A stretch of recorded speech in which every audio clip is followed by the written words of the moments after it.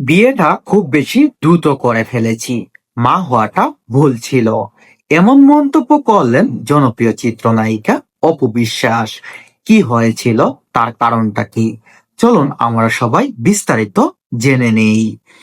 দীর্ঘ ৯ মাস যুক্তরাষ্ট্র থেকে নায়ক শাকিব খান যেই দিন দেশে ফিরেন, ঠিক সেই দিন ঢাকা ছাড়েন তার সাবেক স্ত্রী চিত্রনায়িকা অপু বিশ্বাস।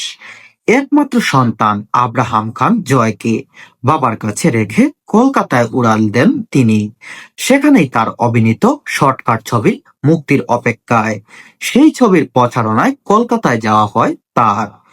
ছবির প্রচারণায় কলকাতা গিয়ে ব্যক্তিগত জীবনের নানা অধ্যায় নিয়ে কথা বলেন অপু বিশ্বাস। আনন্দবাজার পত্রিকায় দেওয়া এক সাক্ষাৎকারে অপু জানিয়েছেন, দ্রুত বিয়ে করে ফেলেছেন তিনি, ভুল করে মা হয়েছেন।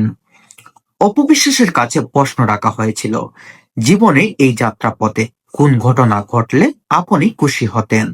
অপু বিশ্বাস উত্তর দিয়েছেন, অবশ্যই বলবো শাকিব খানের সঙ্গে বিয়েটা। এত দ্রুত বিয়ে, দ্রুত বাচ্চা, সবটাই তাড়াহুড়া করে ফেলেছি।